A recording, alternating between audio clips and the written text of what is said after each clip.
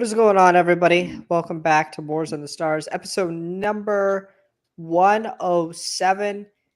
Today is going to be an Ahsoka episode number 6 review. So we're going to discuss all things episode number 6. As always, I'm joined by my pristine fellow co-host, Alex. How are we doing today, my man? Doing great. I've been able to just nonstop think about this episode. You might notice the angle's a little different because I got a new monitor. So I technically have a second one, but it's just not being used right now. Okay. So the angle's a little different now to accommodate for the but space on my desk. Yeah. Drew, how about yourself? I'm doing okay. Obviously busy days as a STEM major, so long days for me. But yeah, I'm doing good. Really excited to talk about this episode. Has a lot in it. I think it's the third consecutive. I guess we could just jump right in. I guess to me, it's been the third consecutive really fantastic episode, like upper echelon, very good, top tier Star Wars content on Disney Plus. I think it's some of Filoni's best writing. I think it's the Kinder Brothers' best music. I think overall it has some amazing performances. Just everything about it was very good. I have really no complaints at all. It felt like Star Wars. It just had everything to it that makes the franchise, I guess, so special and rich.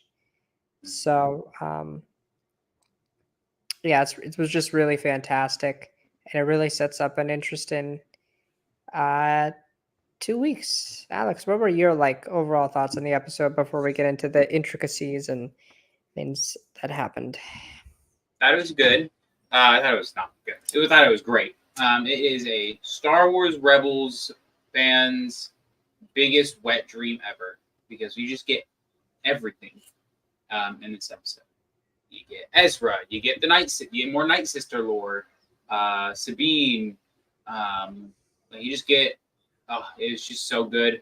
This episode felt straight out of Clone Wars. It felt straight out of Rebels. Like you were saying, man, Dave, S tier level writer.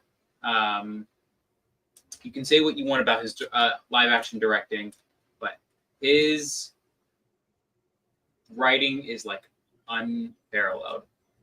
I damn near say, controversial, I think it's better than George's writing. Again, I know that could be a hot take, but I don't know. In certain aspects, yes, I agree. I think though, and I saw this video, and I want to know what your thoughts are about.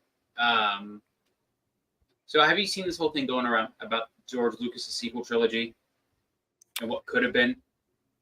I mean, I know kind of a little bit about it, but what's recirculating, I guess. Yeah. I don't know. This guy made a video, but the point, not even to harp on that. It's the thing to say though, is I think it's very obvious, George still has creative, not control, but creative input on Star Wars still. There's tons of behind the scenes photos and videos of him on the set of Mandalorian and Book of Boba Fett. Mm-hmm. So I think it's obvious to say he was probably on the Ahsoka set as well. We'll probably see that in behind the scenes footage. And so I think Dave has just become the master. I think the student has outgrown the master. I think Dave's deeper understanding of what Star Wars means has superseded anything of what George has. In the most respectful way, I should say, too. Because Dave is the student of George. And so anything Dave does is what I think George would do. That's just me. Yeah, I 100% agree. And I get what you're saying. I think it's very much George Lucasian Star Wars with that type of mythos, the newness, I guess. Star Wars is always meant to be wacky, weird, new, different.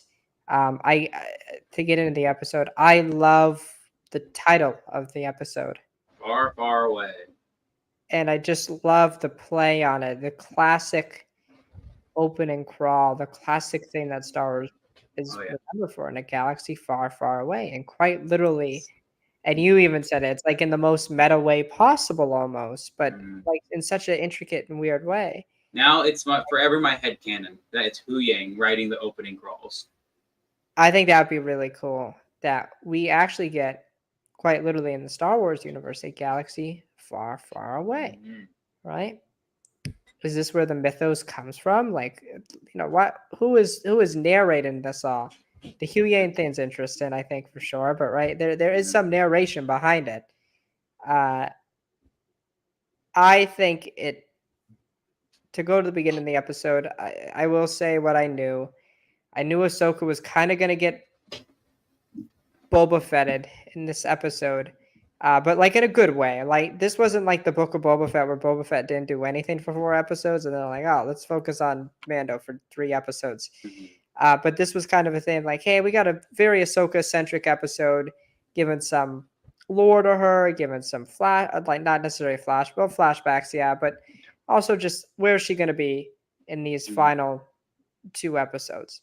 Right, yeah. This episode was very important to establish the threat she's going to face, right? Thrawn, the Night Sisters, and to get our allies together, Sabine and Ezra. Right, yeah.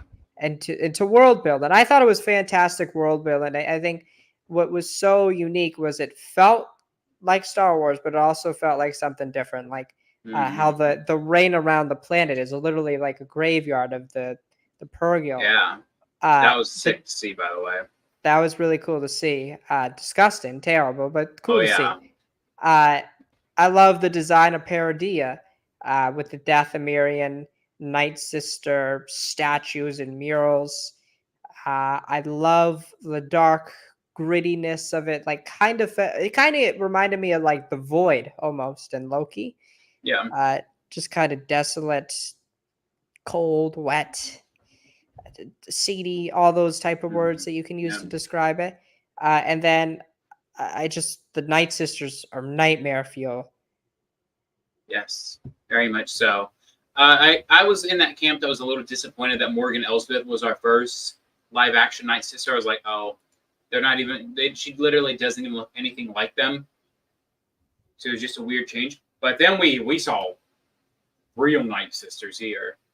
Those bitches were terrifying. Them beady black eyes. Nightmare fuel. Nightmare fuel. To me, it was so interesting because Alex,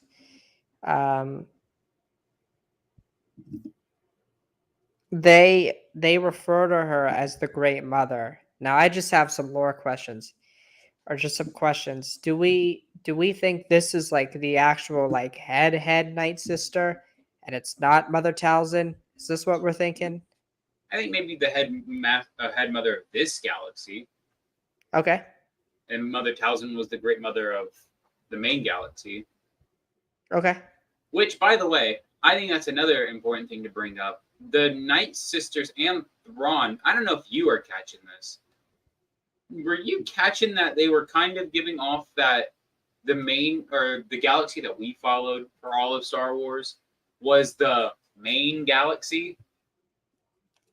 And then the other ones were side galaxies, I guess.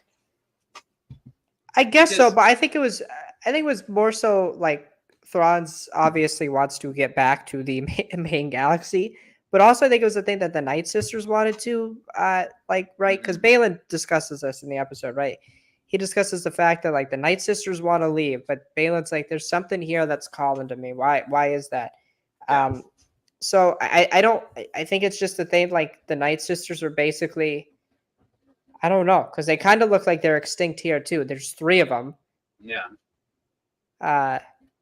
And it's also really interesting that they rode in on the Purgil.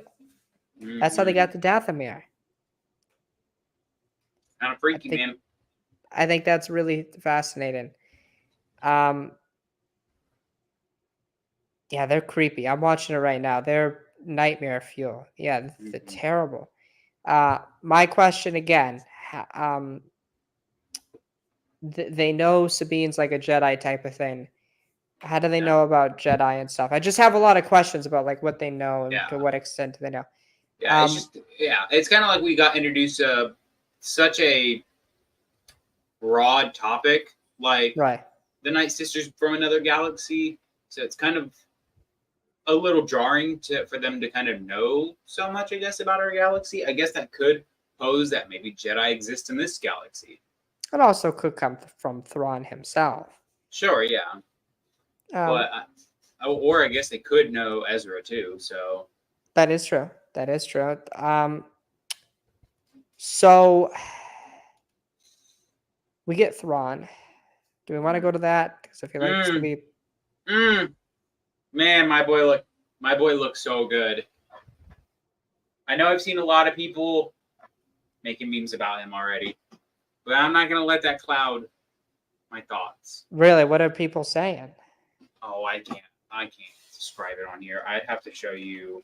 I'd have to DM you the image. Did you set it on Discord? I'm going to hold on. I'll have to find it because I can't. Okay. Oh my god. I'm gonna send it to a Discord. But yes, my boy Thrawn in live action. God, it's a sight I would never thought I would get to see, and he sounded amazing. Oh God, Jesus Christ! It's messed up. Come on, people. I know. People got bitch about anything. Jesus Christ. But yeah, sorry, I got to pull the clip down. Dude, he sounded so good.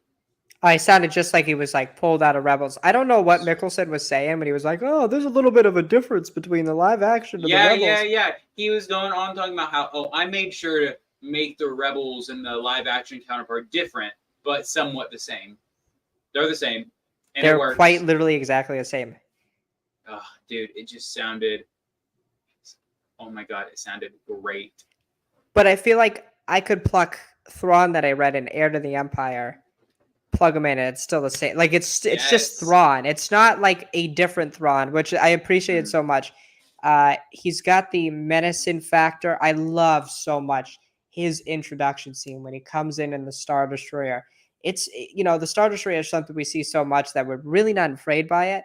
But like when you see the insignia on the bottom, and it's Thrawn's Chimera, you see the battered ship because the Purgle have gone off of it, but you still feel the sense of threat as the night troopers, they call them the night troopers, are chanting Thrawn, Thrawn, Thrawn. Yes, man.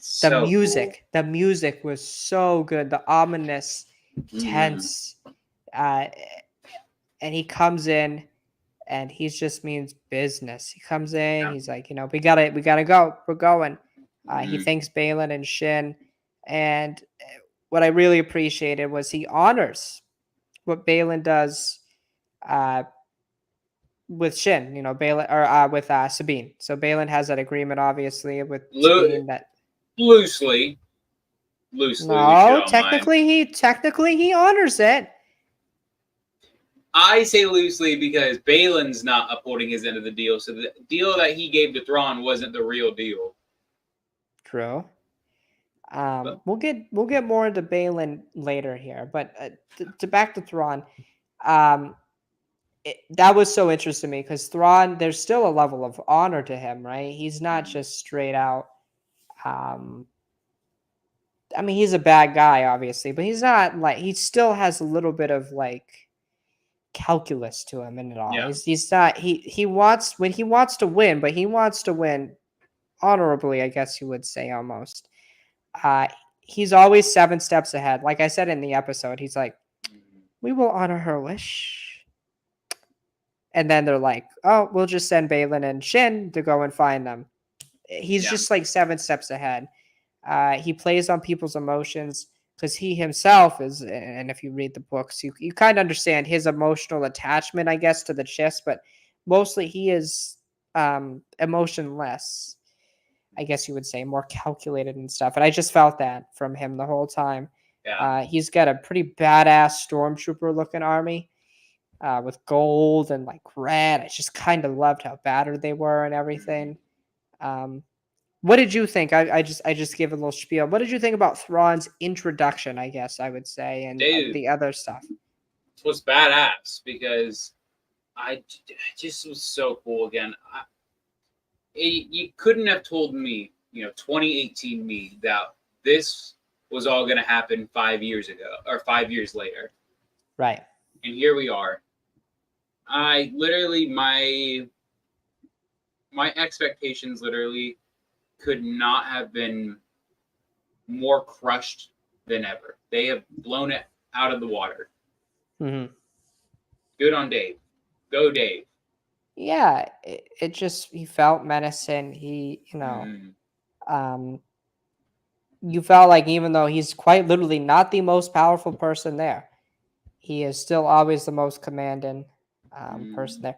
And I still love this whole thing with him and Force users, right? Because he kind of just like is like, okay, he uses them to an extent, right? He's like, I'm gonna Yeah. use Balin, I'm going to use Shin, and I'm like, he's like, nah, I don't care if they get left here because Thrawn realizes the threat that Force users are.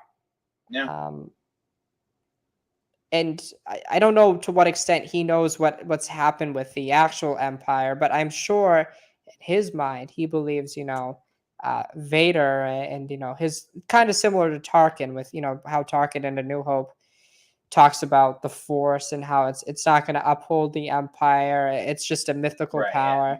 And I think Thrawn feels the same way. He appreciates it and will use it, but I also think he thinks that logic and calculation will always triumph the Force. Um,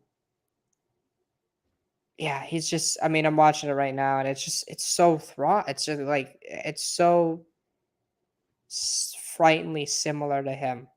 I know, man. It's actually like quite remarkable how good everybody in the show has done being the live action counterpart Yep. to their animation. It's Uh-huh. like quite crazy actually, Mm-hmm. because they've all knocked it out of the park. Very proud of every actor in the show. Yeah, I totally agree. They've all had their own unique twist, I think, but also they've made it believable from the live action or from the animated to live action form.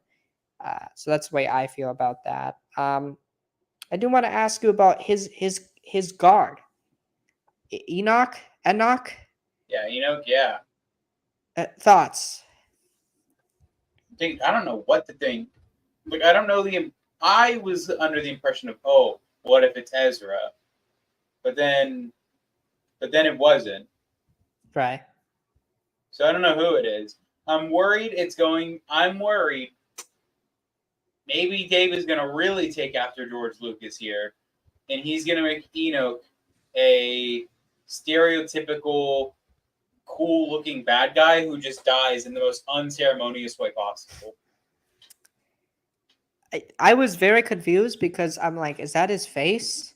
That's what I thought. It looked like his face was like welded to the armor. Which it isn't. So my thing is like, so I think some of these stormtroopers have been resurrected. Yeah. With Night Sister magic. Do we agree on this? Yes. Some of them have just kind of been like bandaged together.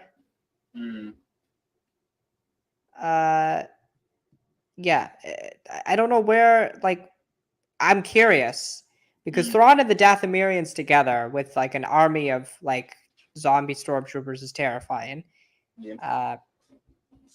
But also at the same time, like to me, the point I'm at now is I understand Thrawn's still a threat. To me, there's still the question I have is what exactly is the motivation for him to get back to the new galaxy? Like he tells Sabine, like this event singularly changes everything. I'm going back. Why does he want to go back? What's his end goal here? Because again, we don't hear a lot about the Chiss in his animated or live action. Is it something to do with that? I think that would be really cool. Or is it something else? What would be really interesting to me is Thrawn trying to prevent something? Maybe is he trying to? Because to me, the thing like he like has no ties to the Empire. This has nothing to do with the Empire with me, Yeah. or in my opinion. So it's just interesting. I don't know what his motives are, and I think it's always ambiguous with him. Um, so yeah, that's where Yeah. my thoughts on that. What do you think's up with him? Why do you think he's so obsessed with getting back? What's his goal here? I'm not sure. I'm kind of under that same thing of like, well, why would you not want to rule another galaxy?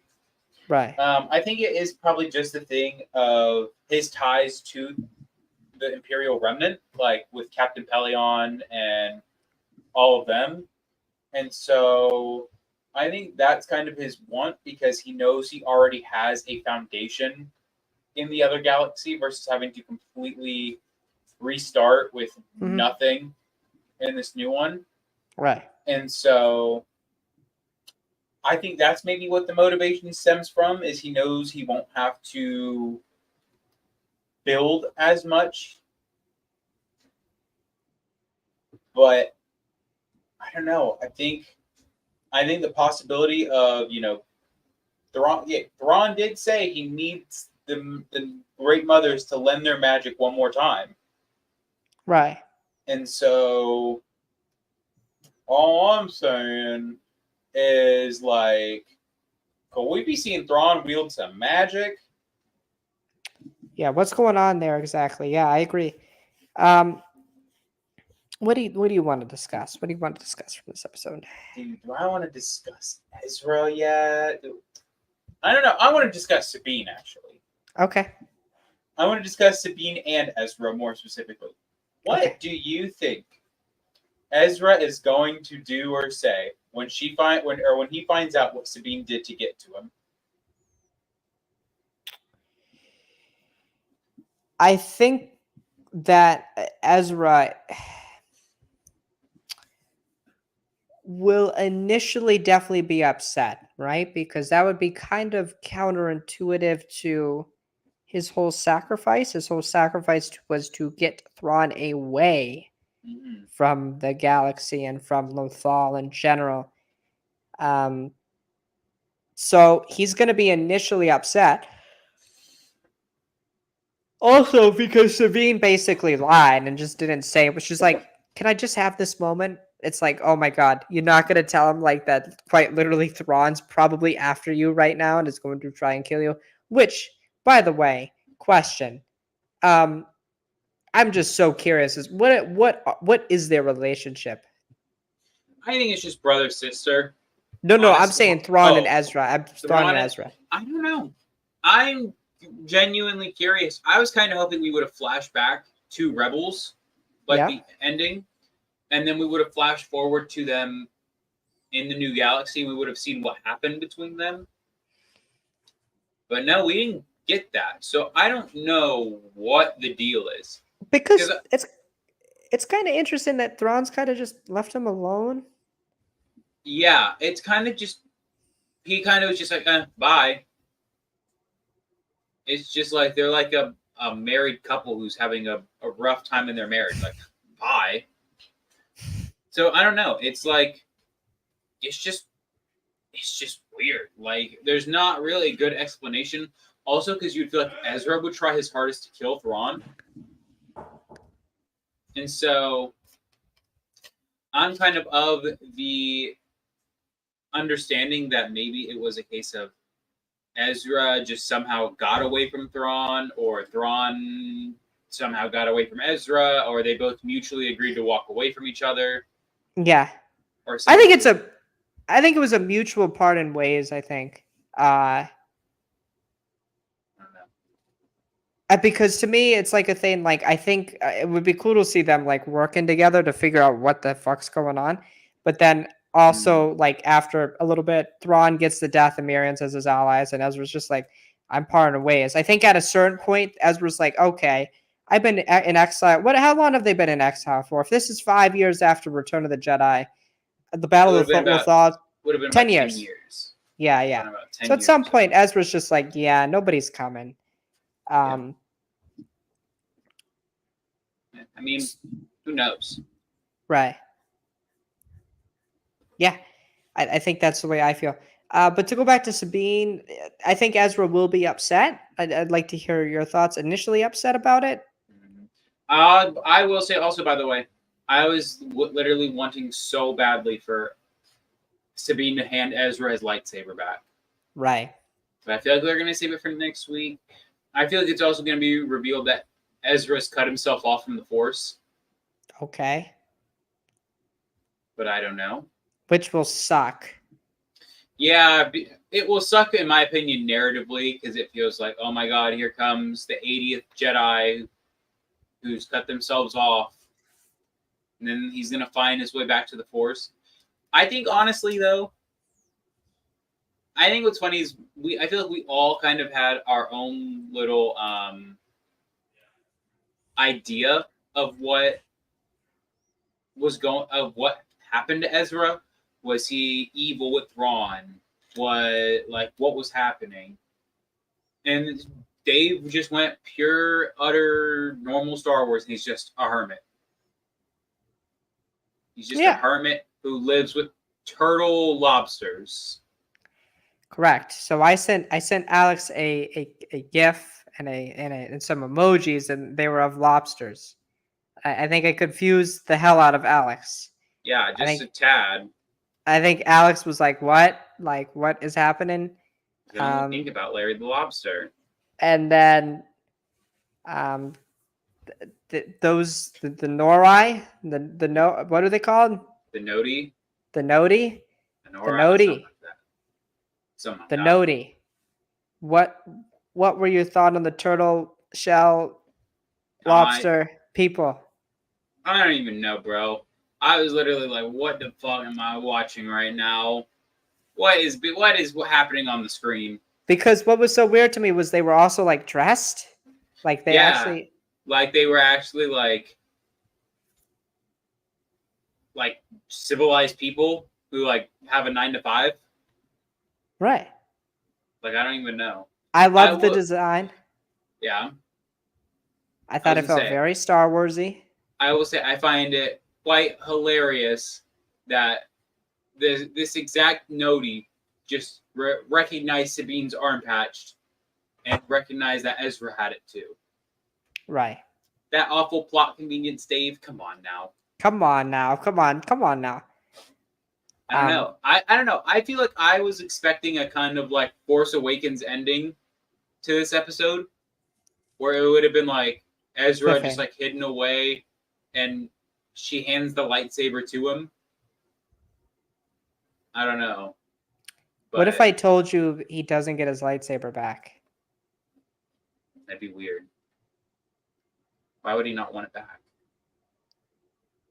I don't know. I don't know. Let's just say Ezra's learned a thing or two. Watch him learn magic. Who knows?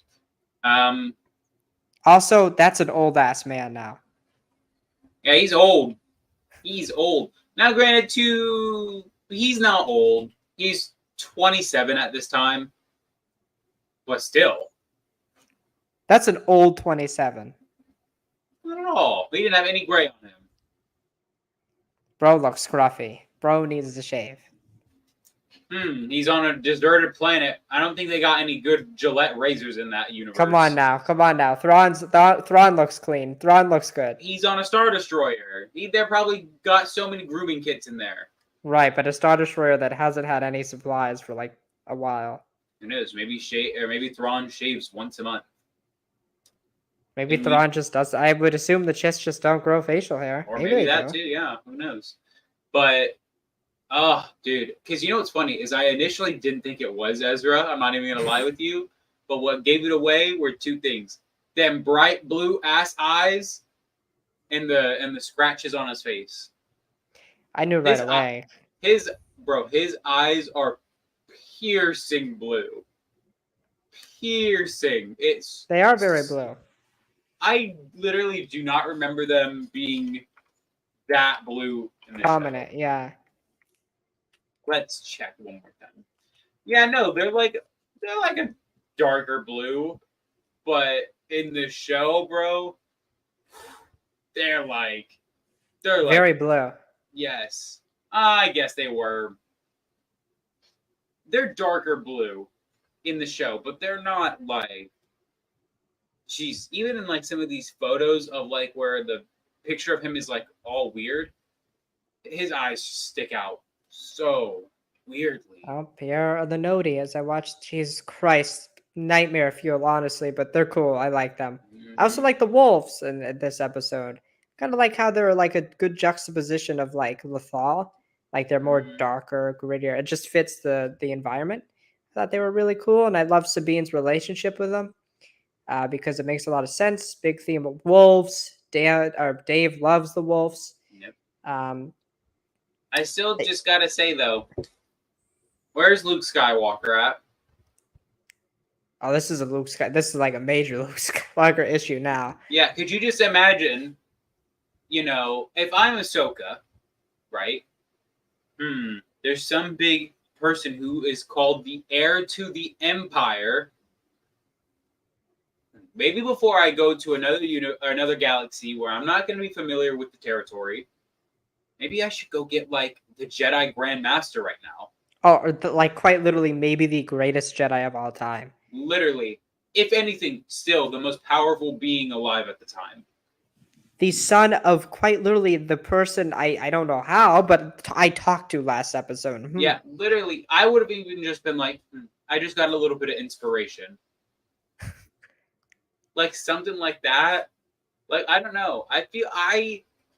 We talk about this all the time. The power creep problem is a real problem. Right. Because in my opinion, there is nothing going on in Luke Skywalker's world that's more important than this. Right. Because this was the story in, Legends Heir to the Empire. Now, granted, we didn't have Ahsoka, these other characters. I believe they should still be in the story, right? And eventually we'll get Luke, I hope, in Dave's movie. But, like, are they going to be, like, I feel like at that point when Thrawn is in the main galaxy fighting the New Republic, it kind of feels like it has to be Luke's big story, right? Because you have to remember, we have Luke in Return of the Jedi, and then like comics, and then Mandalorian, and then 30 years of nothing, and then we get what we get. Which, whatever, we're not here to discuss the qualms, the quarrels we have with that, or if we like it. But I'm just saying, we never have like fully powerful Master Luke. We have young kid Luke who beats Vader because Vader is conflicted. We never could you imagine like Luke? And again, here's the thing: that sounded so invalidating to his win. I'm sorry, I'm not invalidating his win. I'm not invalidating his win. It's still a very good win. It's still very impressive. He defeated Darth Vader, but also Vader was basically dead by that point. Like this dude was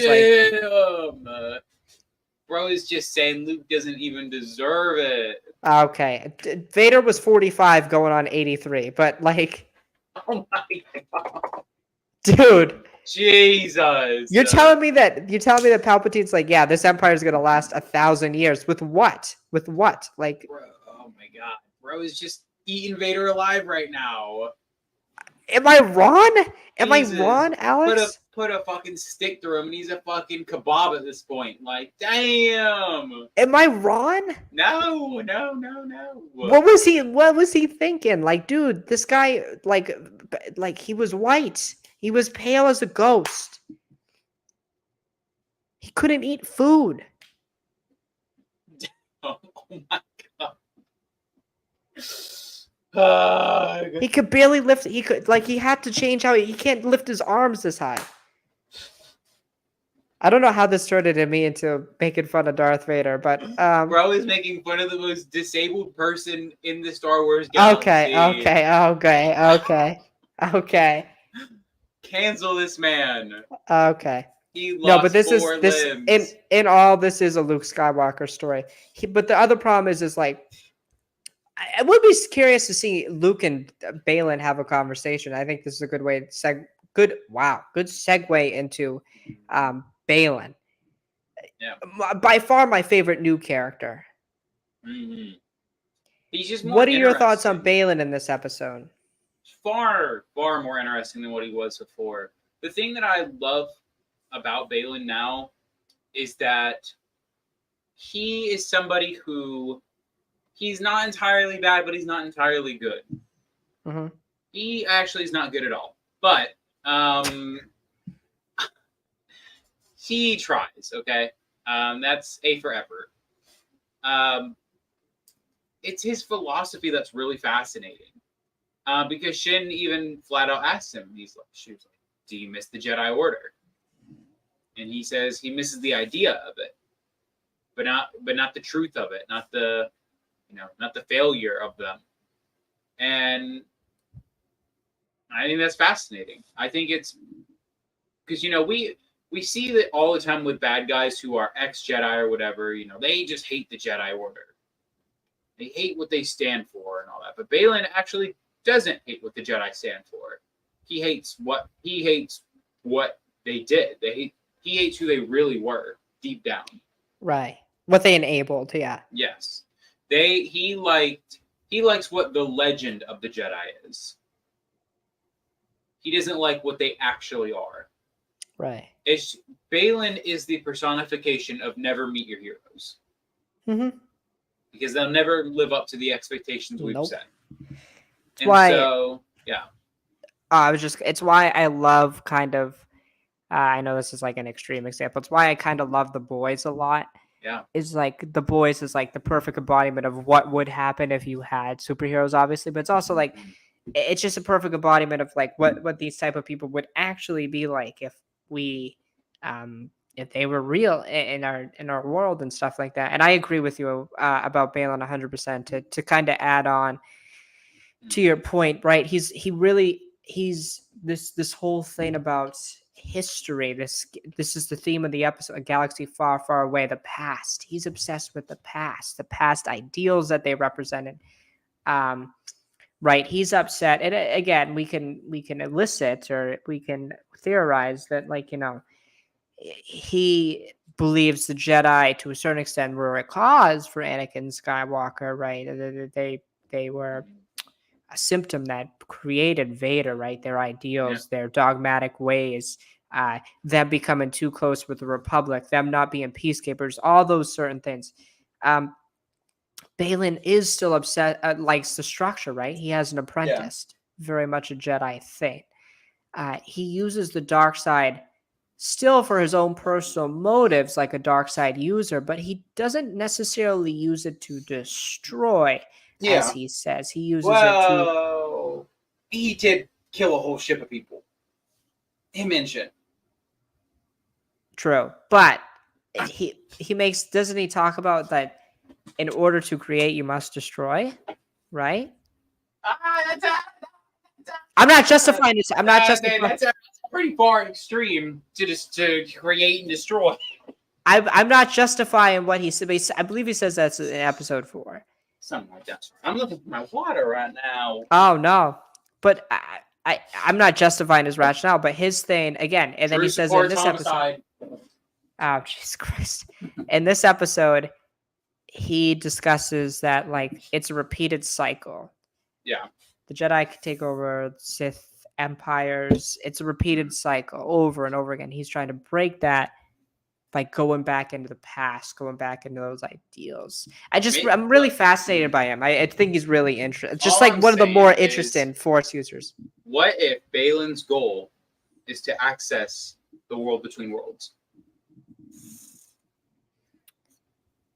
See, I don't think it's that. I feel like it's got to be something different. Like what, though? Because if he wants to go to the past, I don't know. I think, obviously, you and I, we know a little bit more about the significance of the new galaxy we're in. Yeah. But I don't know. I feel like him seeking the world between worlds would make more sense because he wants to go to the past. I think that would be what he wants to do, but I'm not sure. I don't know. I don't know 100%. I don't know that. I don't know. I can't answer that. But I am so fascinated about what's calling him. What's out there that's calling him. If it is the world between worlds, that's really interesting. because is this a world between worlds where you can actually change the past? I wouldn't like that though, because I think that would. No, I don't think it is, because remember, the world between worlds, you can't do that in a sense. Right. You can't change the past. The Right. world between worlds, if you were to alike it to time travel, alike it to Harry Potter time travel, where it's the sense of it's always meant to happen. So, if you travel to the past right now and something was thrown at you, and you later in the future end up finding out it was you who did it, you always had to do it. Mm-hmm. And I don't know. I think that's what I more like in the world between worlds too. Like when Ezra saves Ahsoka, it's like that always happened. Right. It's now Ezra just completing the loop that we see in Rebels. Right. Of him doing it. Yes. To just I don't know. Whatever's calling him is really interesting. Is it? Some people were saying, oh, what's her face? She's the crazy lady, Aboleth. What is it? Yeah, Aboleth. Yeah, something like that. Maybe that'd be nuts, but I don't think it's that. No, she is more lore breaking than Starkiller is. Yeah. I'm very fascinated. He's just such a good character.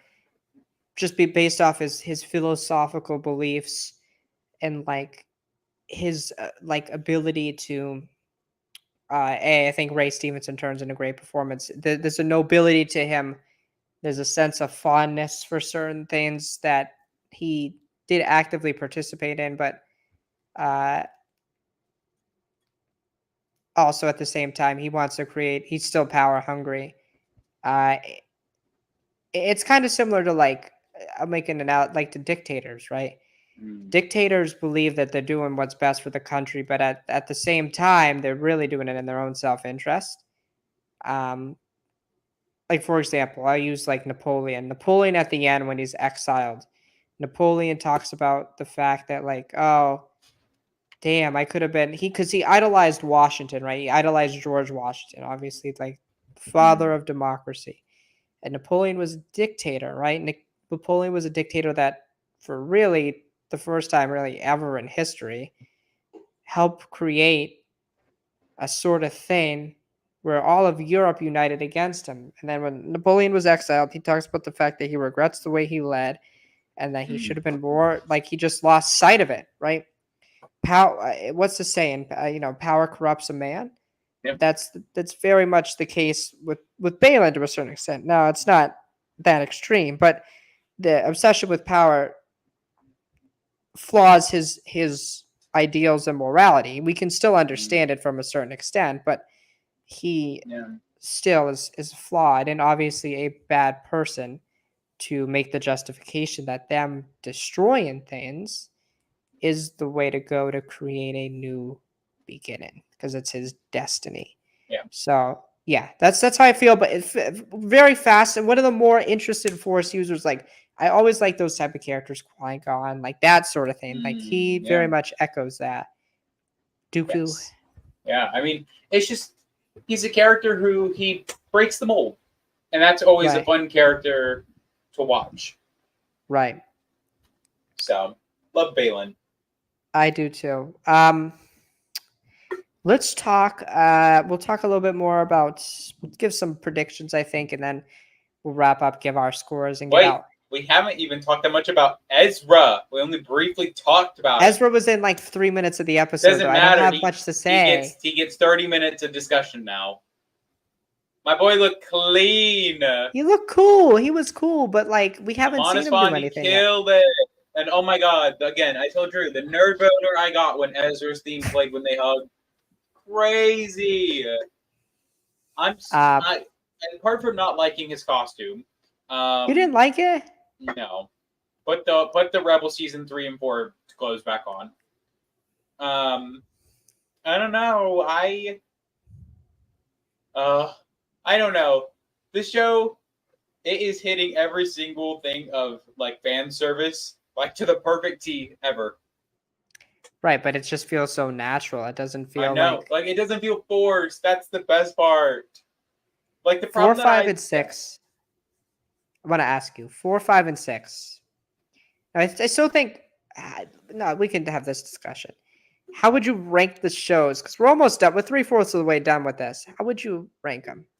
I don't care if the next 2 episodes are straight up 1 out of 10 episodes. This is still the best show. Okay. This show could have ended at this episode, and I would have been pleased.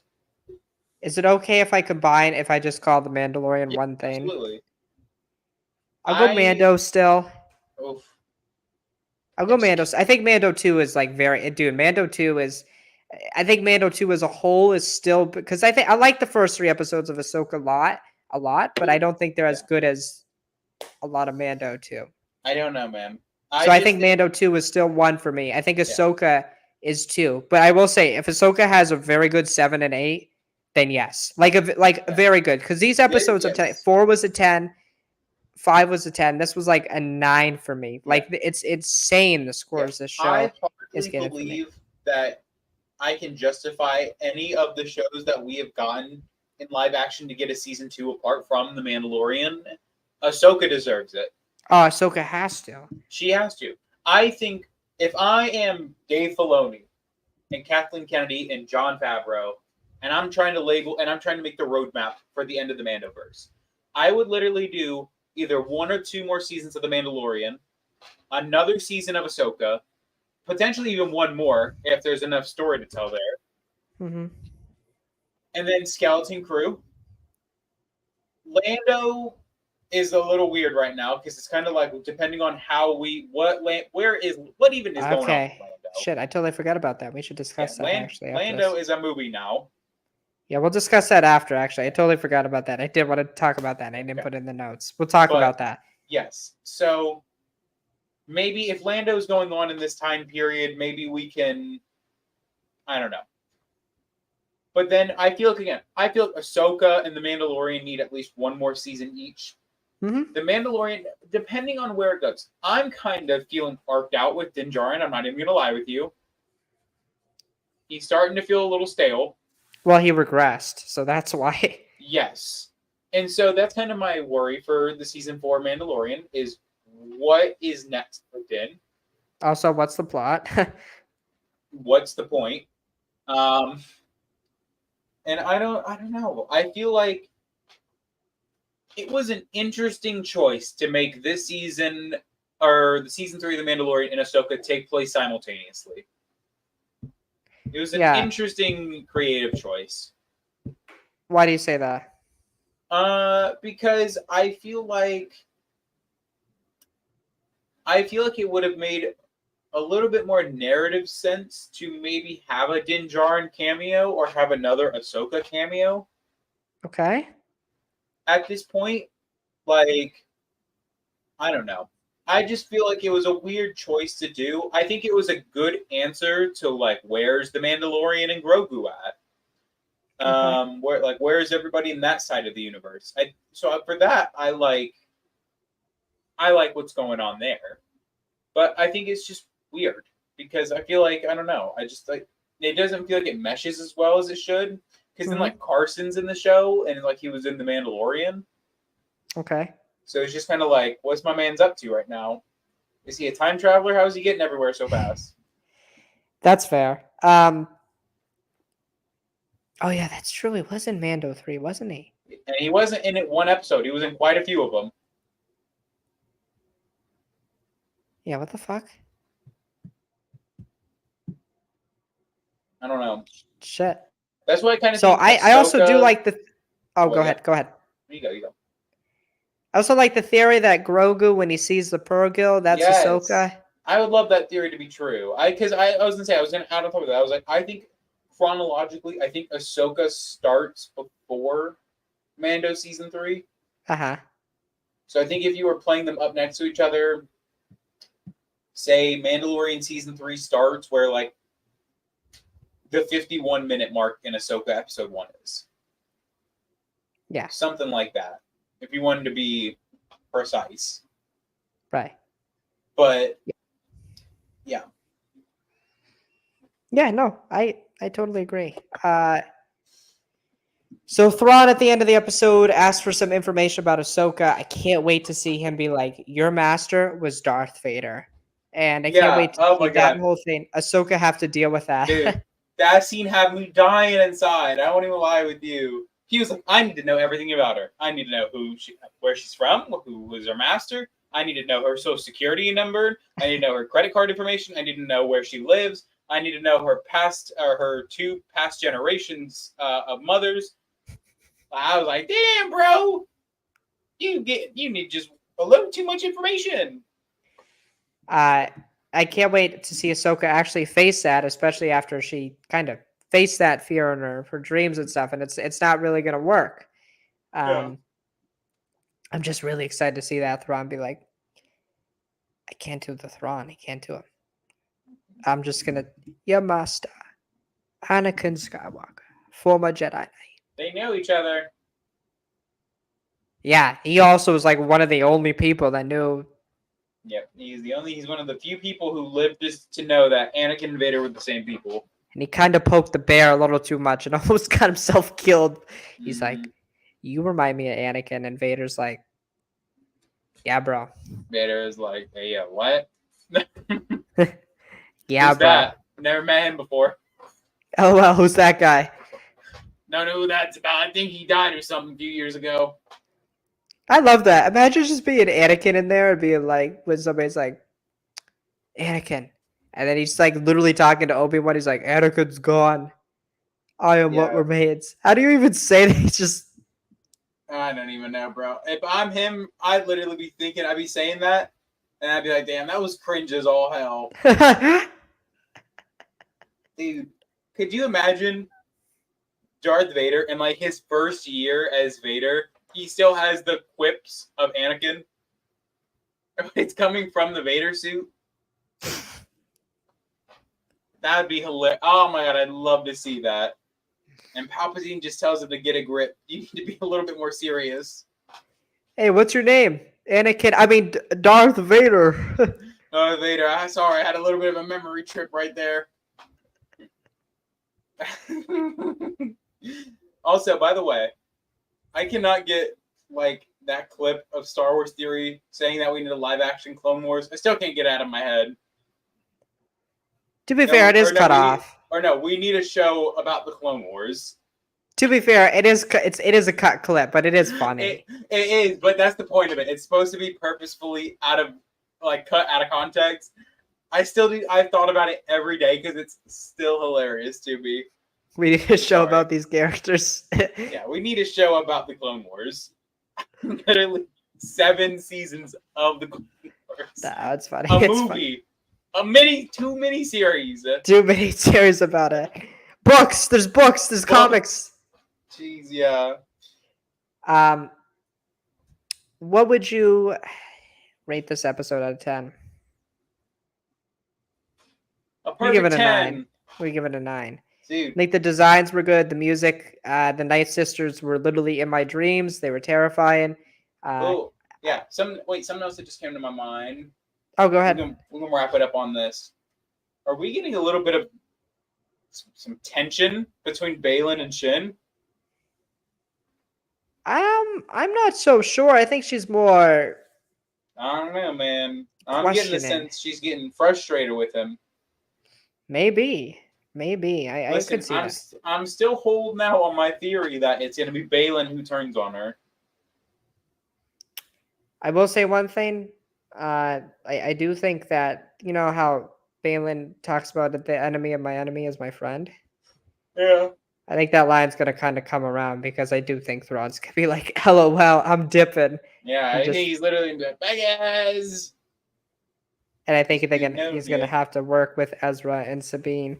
Yeah. And I think that will be kind of the plot of season 2. I think the show quite literally ends with season 1 with just Thrawn back in the main galaxy, which is scary. And then it's just I would love it if the first person that saw him was Din Djarin.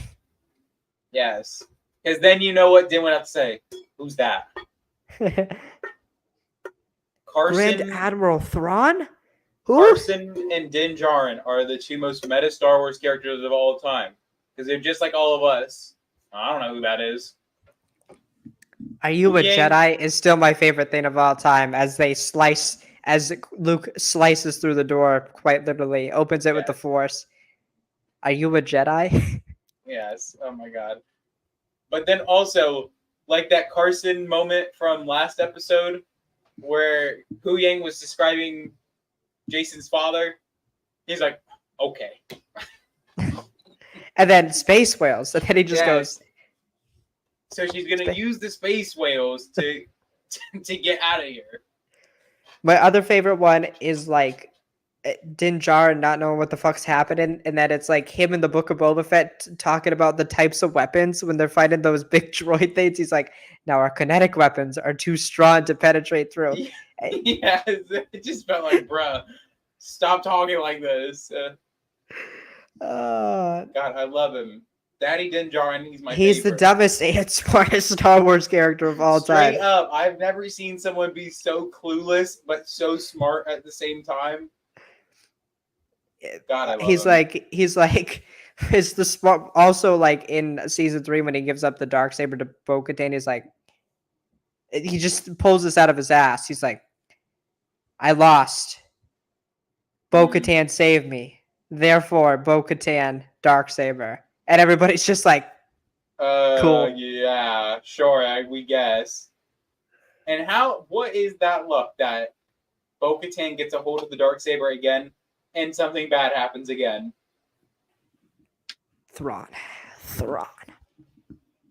I know. 10 out All of right. 10s, bro. This series is too good. This series is very good. Do we want to touch on the Lando thing really quick? I don't know Sure. why Why the not? Siri thing went off for me. Let's touch on Lando a little bit. It's a movie now. I guess. I heard. It's so. Do you A know little more bit. than I do? You might know more than I do. No. The only thing I know is that they had discussions with Lucasfilm, and then one day it turned into a movie. So how is this going to work, right? Because we have 3 movies on the docket. Actually, we have 3 movies scheduled. We have currently, 5 being made? Something like that. Because, yeah, we have the Rey movie, Taika's movie, Filoni. Filoni, Mangold. and I guess now the Lando movie. Yes. I don't know. I don't know how this is going to work. I got no clue. Also, half these movies I don't care about seeing. I don't either. Like, if we go down the order, the Prime Jedi movie, I'm excited to see. That's going to be Yes. the earliest in Star Wars we've ever been, even in Legends. Let's Exciting. rank them. Let's rank them 1 through 5, right? I would say the Mandoverse movie number 1. By a lot. Yes, by quite a large margin. Prime Jedi 2. Prime Jedi 2. And I feel like by default, the Rey movie, and then Lando, and then Taika. Because number 1, we don't know what Taika's movie's about.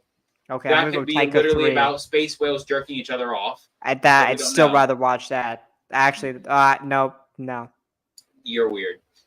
And then the Lando movie. I'd rather watch that than No. The Lando movie, look, we don't Lando. even know what's going on. Like, is this going to be. What time period is this going to be? Who's the villain going to be? who's playing Lando. Who's playing Lando? We think it's Donald Glover, but he's writing it now? Along Yeah, with with his brother. Which I don't mind. They're great. Yeah. I mean, they do a great job with Atlanta, Yeah. but But then, like, the Rey movie, like, that's just going to be a sequel to the sequel trilogy. yeah, that people are just Yeah, people just aren't excited for right now. Sorry, but we're kind of in, like, the golden period of Star Wars right now, where we still get powerful Luke Skywalker and Ahsoka in Clone Yeah. Wars. So, like, and then again, I feel like the Prime Jedi movie is just exciting because the premise is exciting, mhm, and then the Filoni-verse movie is like everything. that's literally the culmination of like 3 generations of Star Wars fans. Right. That's the culmination of the first major Star Wars TV show, the second major Star Wars TV show, and then live action Star Wars TV. And then also Luke Skywalker, Leia, Han, Han, probably like Chewie. Like, yeah, 90s legends people, like all that in one yeah. story. And not to mention now you're going to bring in fans from Andor with Mon Mothma, and all that. You're going to bring in Book of Boba Fett fans. Who's probably going to see Boba Fett and all of them. The whole crowd of 3. Maybe we'll get some Kenobi flashbacks. Maybe we'll get some Bad Batch or some tie-ins. We'll get some Bad Batch tie-ins, Resistance tie-ins. Like, who knows? Fuck it, everybody. Just might as well. Might as well. Because I don't know. I feel like the plot of this Mandoverse movie was so obvious while we were in the midst of the Mandalorian season 3, but now it isn't. I feel like we both kind of were under the impression it was going to be Thrawn taking over Mandalore. Right. With Moff Gideon. That's what I originally thought for a long time. But then Moff Gideon died and Thrawn doesn't want Mandalore. He wants the galaxy. Right. So I don't know. I don't know, man. I don't know. But I will say, to discuss a little bit more about the Lando film, I kind of wanted to be a sequel to Solo, but then that wouldn't work. Yeah, I don't know. Because again, in my opinion, I love Lando. He does not need a whole movie. No, because what's it going to be about? Exactly. The problem is Lando is not a character that you can run with and say that he needs an entire movie to tell a story about. You just don't. Lando, no. And this is going to sound disrespectful, but I promise it's not. Lando is a book character. He's a character who does not need a movie. He does not need a series. And I think people and you yourself would be like, oh, does that justify Cassian to get his own show? I think the difference with Cassian is that it's not just about it's an ensemble. Yes, it's an ensemble cast of like the Mothma drama, the Val drama, the Cassian drama, the whole galaxy drama. Mm-hmm. With Lando, you just don't get that. He never fought the Empire like that until Return of the Jedi. So saying he's a book character is, I think, a little much. I get what you're saying. I just think Lando fits better as a book character because I feel like you could go a little further and push a little further in a book setting rather than a live action film setting. He's kind of one-dimensional too, right? We know him as a gambler. That's because that's the thing also is it's like, what character growth do you give him? He's just growth. Another Han Solo, right? That's what he's meant to be. That's always he's a swindler, smuggler, scoundrel. And that's it.